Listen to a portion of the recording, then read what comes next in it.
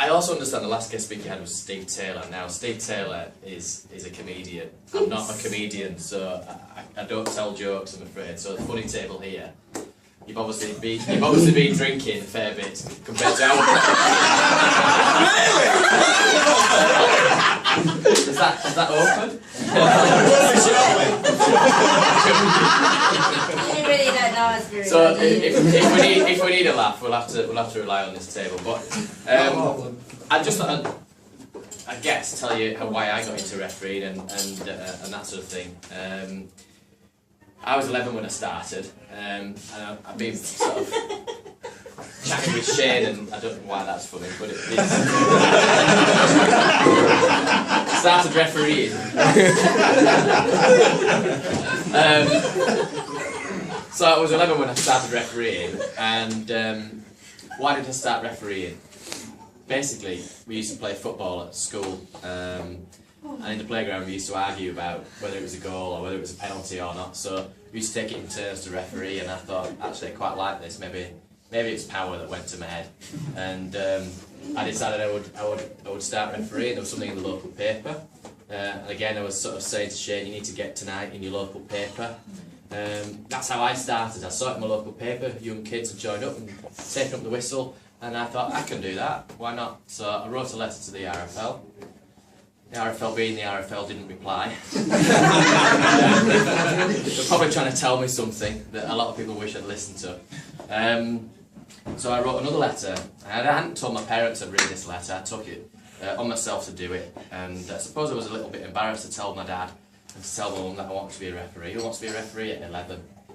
So I eventually got a reply from Greg McCallum. Sent me a reply and said, you know, apologised for not getting a responsive first letter, and sent me some pin badges for my sister and I, and said, good luck in your refereeing and hope to see you being a Grade 1 referee. And I found the letter only last year, so I was really pleased when my dad had found it. He must have saved it, and yeah, it brings back memories, and that's why I started in refereeing. You start in it because you love the game. I still love the game, I'm passionate about it. I'm not a sporty person at all, really. Rubbish at PE, rubbish at games, hated them. You know, cross country, oh God, I'm doing cross country and all that sort of stuff at school. So I'm not a classic person who comes to sport and is great at sport. And we play touch and pass with the other full-time refs. I'm the worst. So quite happy to admit that. But yeah, that's how I got into it. In those days, unlike what Stocky does now with teaching people how to referee, and you do a course probably in a day now, I think.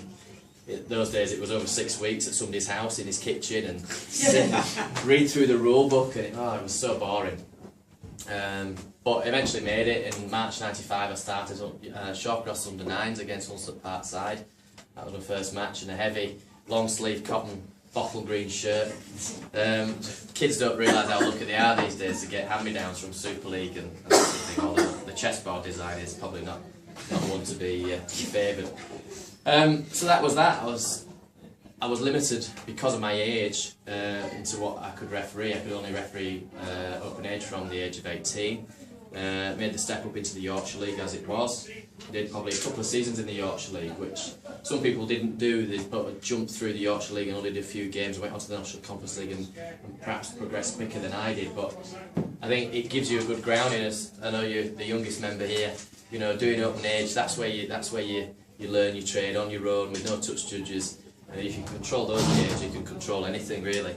And so after a couple of seasons in the National Conference League, I was lucky enough to get the Referee of the Year and that. And don't get me wrong, my second National Conference League game I abandoned.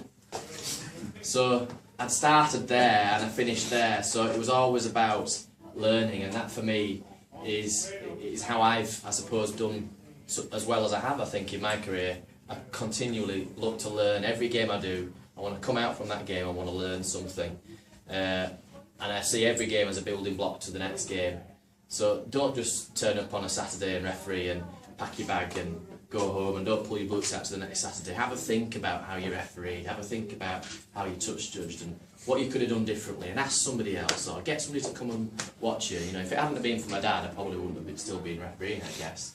He was the person that took me to every game, and supported me, and there were games where I came off in tears when I was a young lad, and you know, I had loads of abuse from parents and stuff, but stuck at it. You know, I remember one game where Sam Burgess's dad, who was a local coach, one of the best junior coaches in our area, he protected me after one game. I'd caused merry hell, obviously, with the whistle. Leon Price, I think, and Carl, his brother, were playing in a service area game, and I don't know what had happened, but obviously I'd got something wrong, or they thought I'd got it wrong, which is probably not unsurprising. So yeah, I was berated all the way back to the dressing room, so he looked after me. And you remember little things like that, and how it keeps you involved in the game, and keeps you moving on. So it was around about 2005-06, I think, when I guess my career took off.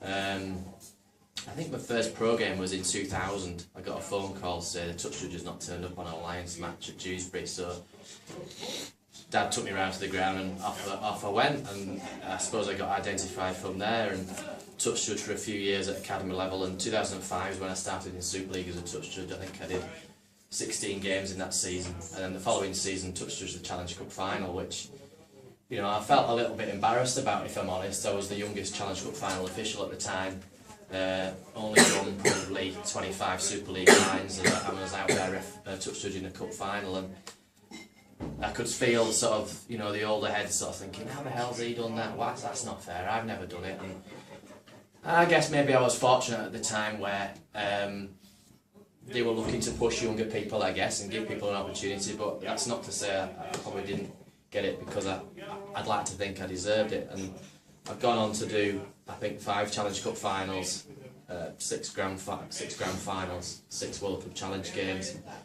I'm fortunate enough to do the last 2 World Cup finals, so in many ways I could sit back and think I'm fortunate enough to have achieved what I've achieved and be quite happy with what I've achieved, but I've not achieved anything I want to achieve yet. I want to referee the World Cup final, I want to referee a Challenge Cup final. You know, so that's what drives me on, and each time I've done a cup final, it just gives you a taste of something that you want to go back and do again and again and again. My memory's dreadful, so I can't remember particular games, and they've all sort of merged into one, I guess, but there are games that stand out. My first cup final stands out, and I guess it will always be for anybody who does a cup final. It's the game that you sit and watch at home as a kid, and you want to be there and in the middle, and I don't suppose I could quite believe it myself. My only disappointment, I guess, was it was at Twickenham and not at Wembley, where it would have been great to do my first cup final, but I was lucky enough to go back the following year and do it at Wembley. Other games like Wakefield against Castleford in 2006, the relegation decider, last game of the season, I was lucky enough to touch judge that, which was a fantastic atmosphere. And hopefully with this season, with relegation coming back, that will sort of bring those games again. And there's obviously been other games along the way that stand out, but lots of sort of memories and that sort of thing. Having gone to Australia 3 times, I've sort of got no Sydney like the back of my hand, I guess. I guess I've been fortunate enough to have done that, but I suppose my message to some of you guys is that what I've said before is that when you're refereeing or you're touch judging, take each game and try and take something from each game. Obviously, you've got to do it because you love the game. I was talking match fees with Shane and Craig about what they get in Championship as a touch judge, and I suppose I should know as their manager what they get, but in the World Cup, for instance, they get £71, £72.50 to touch judge tomorrow. That's in the World Cup semi-final when I did England against New Zealand, I got £100. You know, so even at the top level, it's not necessarily all about the money. And this is my career, so other people in my position have given up their careers to have this career for the privilege of earning £100, and somebody will say, well, I'll give my right arm to do that, but that's not the point. From my point of view, it's my career, so I feel I should be earning more than that to justify that level of game.